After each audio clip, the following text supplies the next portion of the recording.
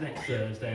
Alright, so we've got an amazing opening act coming up for you. We've got them here ready with the remote control to change the channel. When you press the button on the channel, you're going to start clapping. It's going to go all the way around the room as we bring up the energy. And then we're going to open to the stage, Debbie Holt. So please do start pressing the button. There we go. Start clapping.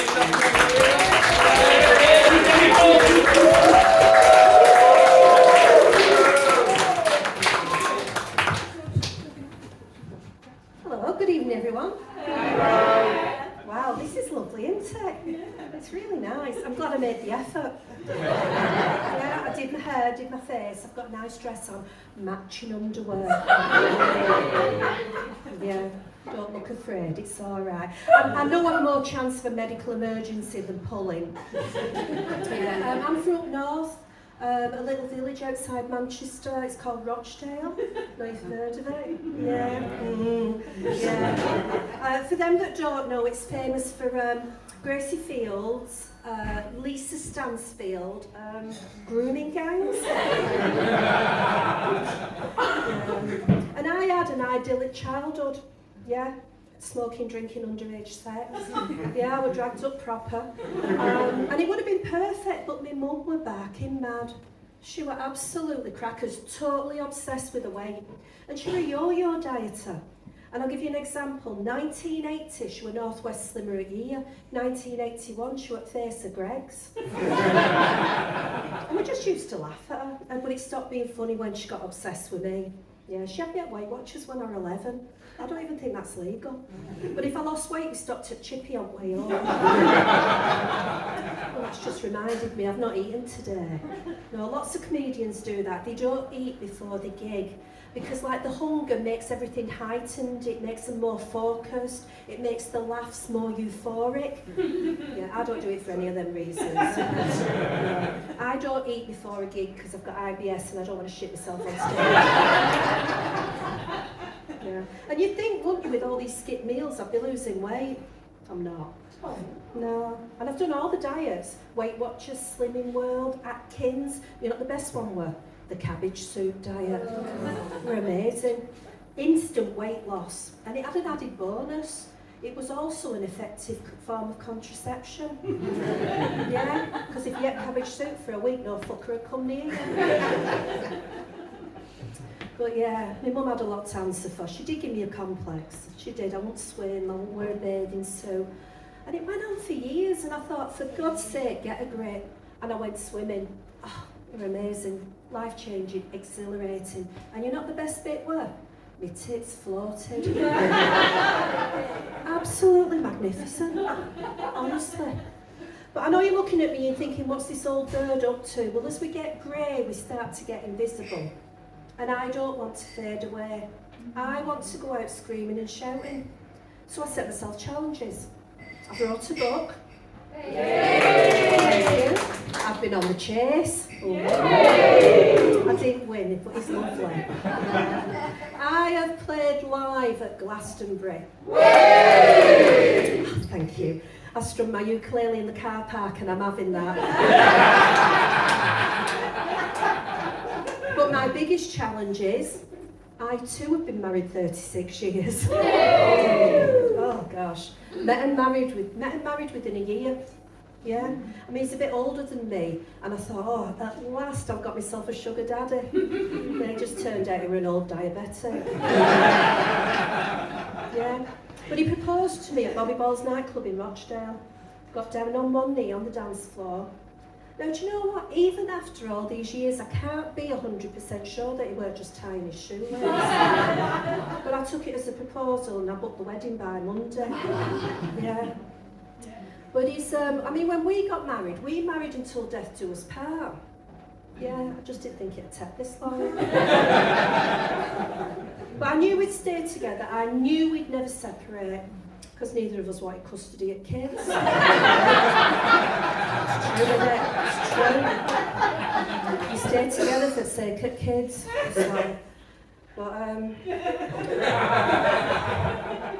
but we've had a bit of a wobble. I mean, he's fallen out with me. He said it's either him or the comedy. So I had to think about it.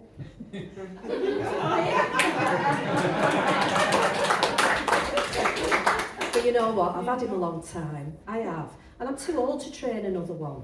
So I took the punishment. He punished me physically, emotionally and financially. He made me take the grandkids to Butlins, it was awful. But then I did have to agree that I'd only do 2 gigs a week. Yeah, I've got 4 this week. It'd be alright though, I'll just give him a blowjob. Yeah. But I married a mechanic and he's a proper petrol head. He's obsessed with cars, he's had loads over years. And I told him tonight I was going to tell you all about his latest car. And he said, let me write it down so you don't get it wrong.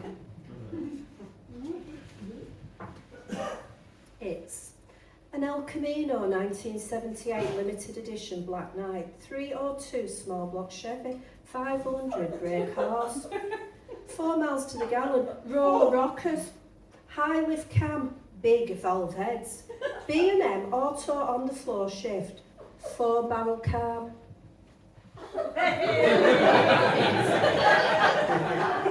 Ask me what kind of car I drive. Oh, thank you for asking. I wrote it down so I won't get it wrong. It's red.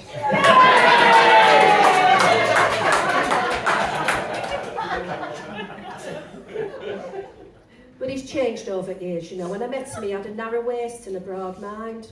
That's certainly changed. But just recently, he's been really angry at the government. He's so angry. What it is they've reduced men's alcohol intake from 21 units down to 14. And he's done the maths, and that's 7 units a week, 350 a year, and he figures that's 70 pints. The government has stolen 70 pints from every man in this room. And he's livid. He's joined a protest group. It's called Men Against Restricted Drinking Institute. Mardy for sure. And all them Mardy men, you can join them if you want, love, are going to march down to London and demand what's been taken be returned.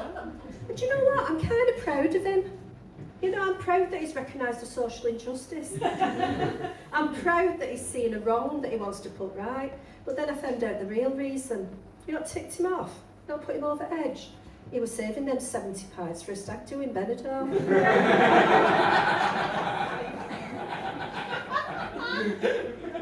But you know, he's a mechanic and he's got really rough hands. I mean, when we make love, it sounds like he's rubbing a car down.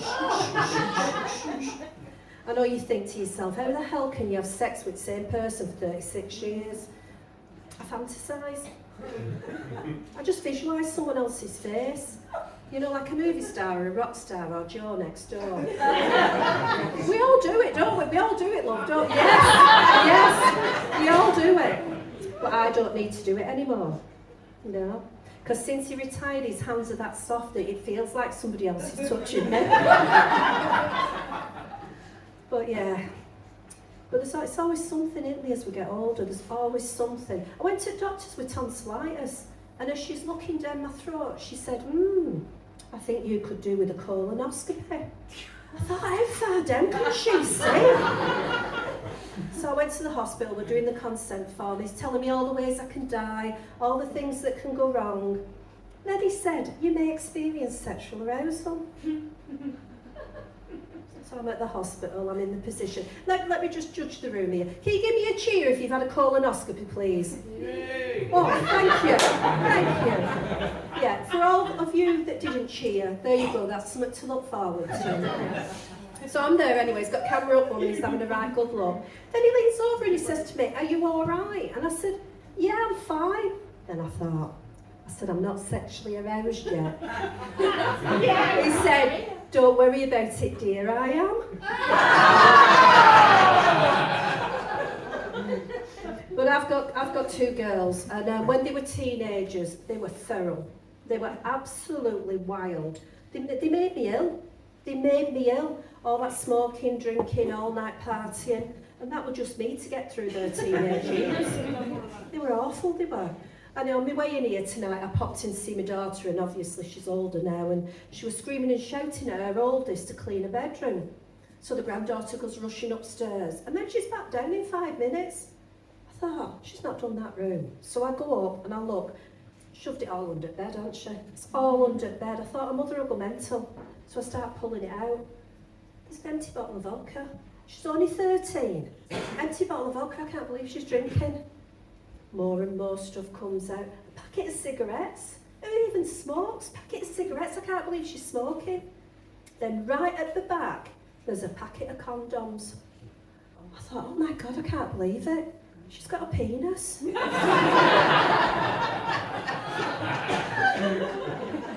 My friend said to me, she said, don't it worry you when you walk into the room that nobody will laugh and nobody will find you funny? And I said, no, not really, because it's like being at home, isn't it?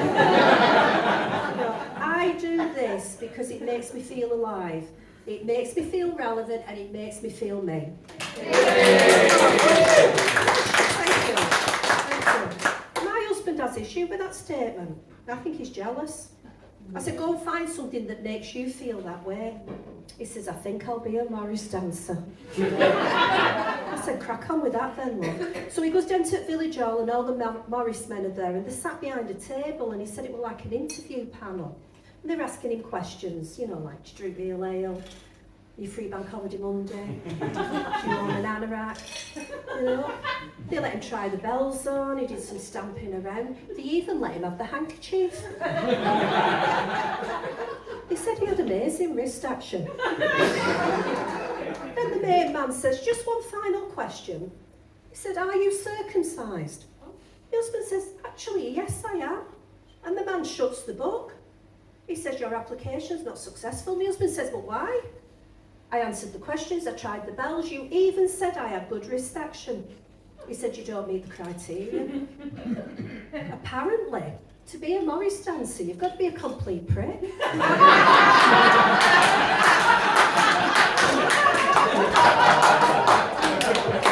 I just want to finish. You have been absolutely amazing. I just want to tell you, thank you so much. I want to tell you something just before I go, just a little thing. I actually had my colonoscopy this morning. And I want you to know that the prep is far worse than the actual procedure.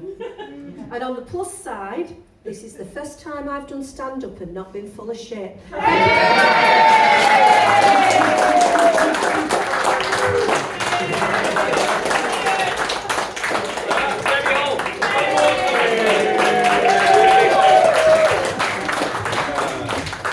Good is she? Really, really good. So I've known Debbie for about a year now. In fact, I first met her when I was giving her a colonoscopy.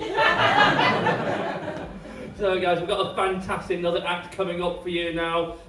Can you change the channel, please, again? That's brilliant. There we go. Start.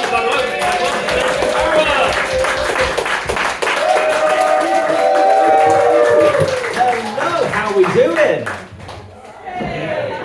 So, the thing you need to know about me before I start is that I'm asexual. And I realised I was asexual quite late in life. I wasn't sure if it was a lack of physical attraction to the people around me, or I just live in Peterborough. You're laughing at me, no.